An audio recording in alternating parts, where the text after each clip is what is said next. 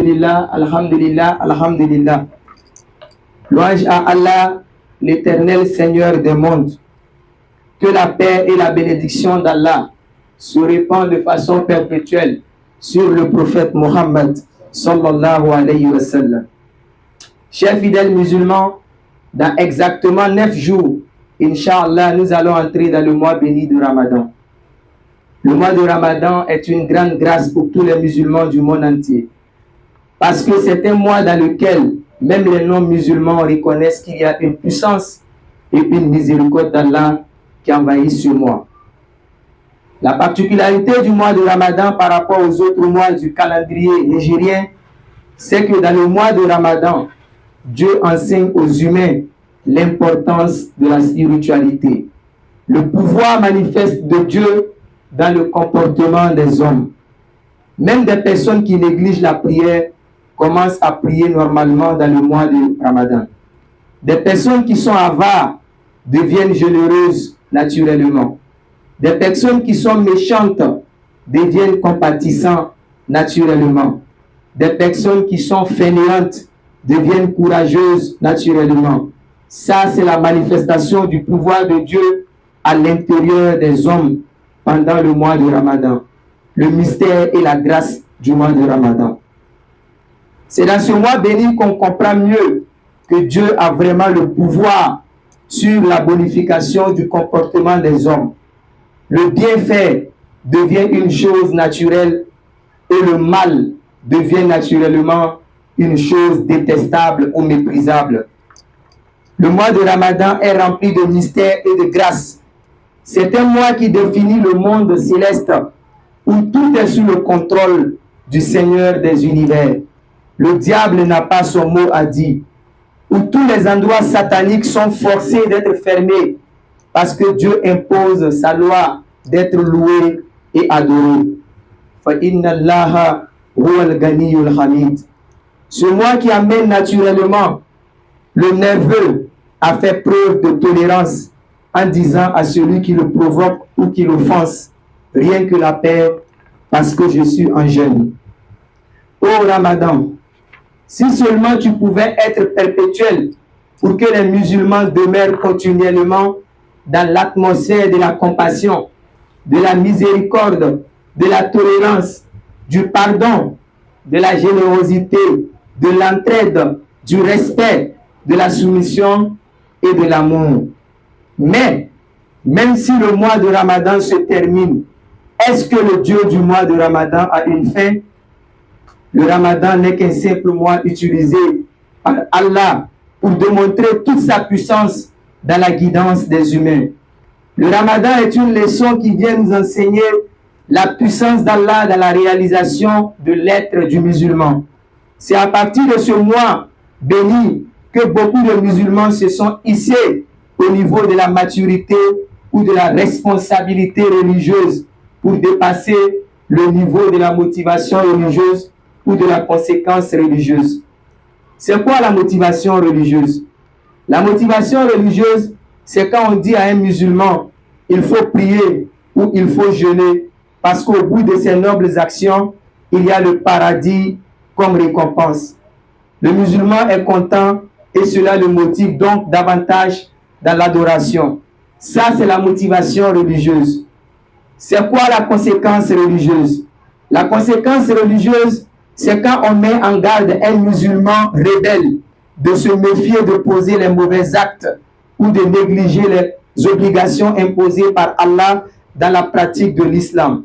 Sinon, il y a l'enfer au bout du compte comme châtiment.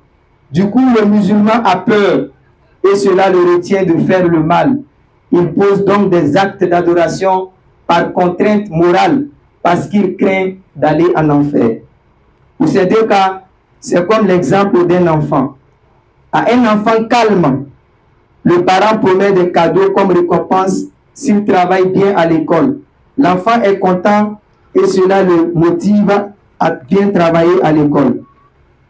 À un enfant têtu, le parent le menace d'étudier, sinon il va le punir. Si tu n'étudies pas, on va t'envoyer au village pour aller cultiver au champ. Du coup, l'enfant commence à avoir peur et se met à étudier par contrainte morale. Mais un enfant sage et responsable, lui, il se passe des promesses de papa ou des menaces de papa pour se forcer lui-même à étudier parce qu'il est conscient des réalités des choses. Si papa est grand docteur, l'enfant sage ou responsable va se donner tous les moyens possibles pour devenir grand docteur comme son papa, sans que papa soit obligé de le motiver à chaque fois ou de l'effrayer à chaque fois pour qu'il étudie. C'est une question de dimension. Et dans cette vie, chacun a sa dimension. Il y a des enfants qui ont besoin de la motivation pour pouvoir étudier. Il y a des enfants qu'on doit effrayer pour qu'ils étudient. Mais enfin, il y a des enfants à qui Dieu donne la sagesse et la maturité. Ce sont eux-mêmes qui motivent les parents. S'il vous plaît, papa, diminuez le volume de la télévision parce que je révise mes leçons. J'ai besoin de calme. Ça, c'est un enfant mature et responsable. C'est la même chose dans le domaine de la religion. Ceux qui sont dans leur dimension religieuse ont pu atteindre la maturité ou la responsabilité. Ils ne calculent plus les promesses de Dieu pour le paradis ou la mise en garde de Dieu pour l'enfer. Mais ils se responsabilisent comme des serviteurs matures et se forcent eux-mêmes d'être des humains excellents et de porter manifestement les attributs de Dieu parce qu'ils sont conscients des réalités des choses. Ça, c'est la maturité ou la responsabilité religieuse. Ceux qui sont matures dans la religion cherchent simplement à ressembler à leur modèle divin. Ils ne sont pas focalisés sur la récompense, mais ils sont focalisés sur l'excellence de leur être. Parce que c'est ce qu'il faut pour être un modèle parfait dans la société. Dieu est excellent. Voilà pourquoi il est Allah, l'unique. Il est Ar-Rahman, le tout miséricordieux. Il est Ar-Rahim, le très miséricordieux. As-Salam, la paix. Al-Latif, le doux. Ar-Raouf, le compatissant. Al-Wahhab, le généreux. Al-Fattahu, le conquérant. Ar-Razak, le pourvoyeur. Al-Haq, le vrai. Al-Majid, le noble. Al-Nour, la lumière. Al-Hakim, le sage. Al-Wadoud, le bien-aimé. Al-Sabour, le patient.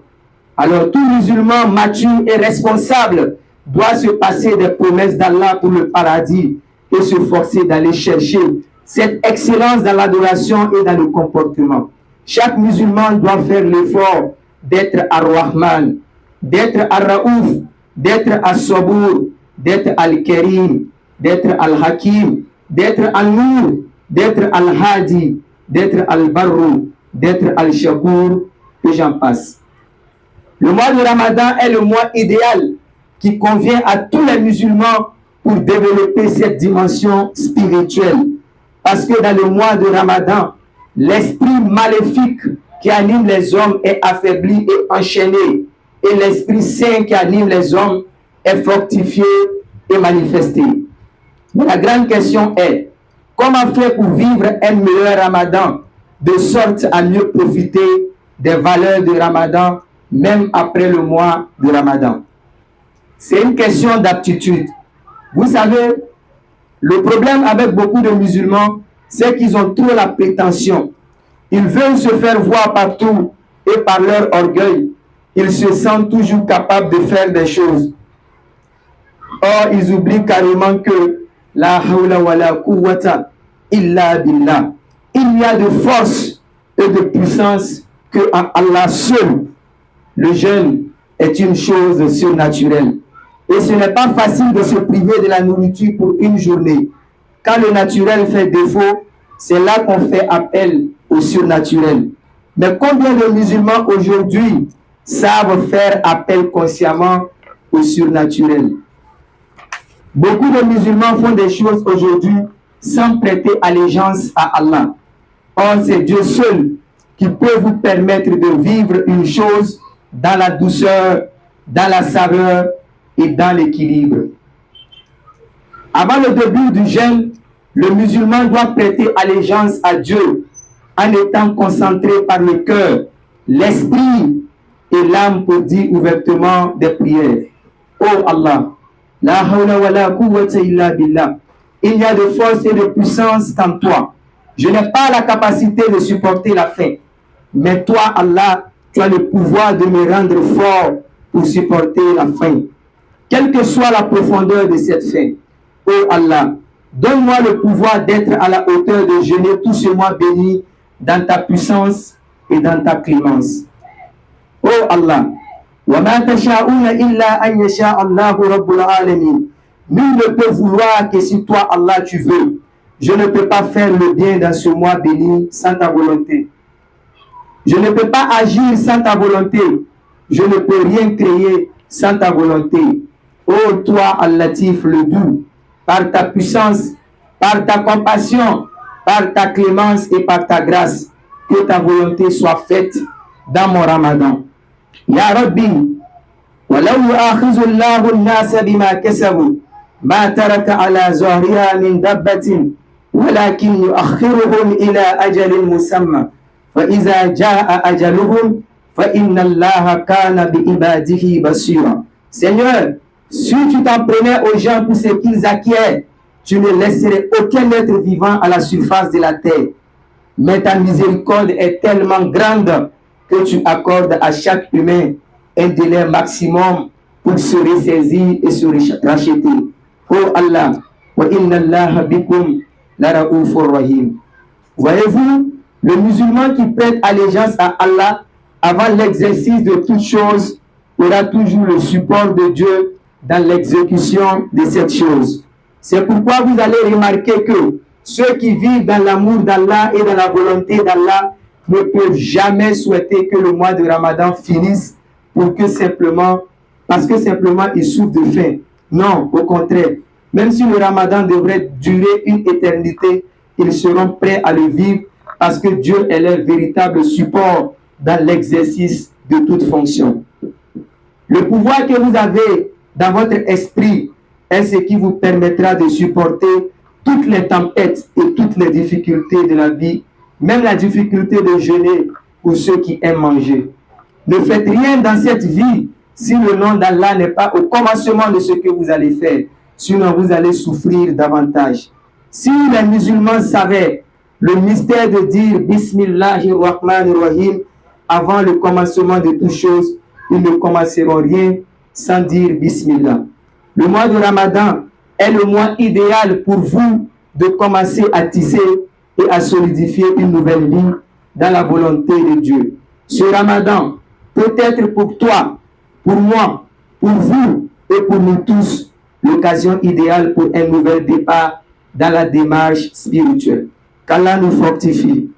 ربنا تقبل منا إنك أنت السميع العليم وتب علينا يا مولانا إنك أنت التواب الرحيم ربنا لا تؤاخذنا إن نسينا أو أخطأنا ربنا ولا تحمل علينا إصرا كما حملته على الذين من قبلنا ربنا ولا تحملنا ما لا طاقة لنا به واعف عنا واغفر لنا وارحمنا أنت مولانا فانصرنا على القوم الكافرين اللهم فرج عن أمة سيدنا محمد اللهم فرج عن أمة سيدنا محمد اللهم فرج عن أمة سيدنا محمد اللهم صل على سيدنا محمد عبدك ونبيك ورسولك نبي الأمي وعلى آله وأصحابه وسلم صلاة إبراهيمية اللهم صل على محمد وعلى آل محمد كما صليت على إبراهيم وعلى آل إبراهيم وبارك على محمد وعلى آل محمد كما باركت على إبراهيم وعلى آل إبراهيم في العالمين إنك حميد مجيد اللهم صل على سيدنا محمد الفاتح لما أغلق والخاتم لما سبق ناصر الحق بالحق والهادي إلى صراطك المستقيم وعلى آله حق قدره ومقداره العظيم سبحان ربك رب العزة عما يصفون والسلام على المرسلين والحمد لله رب العالمين أقول قولي هذا واستغفر الله لي ولكم قوموا إلى عباد الله.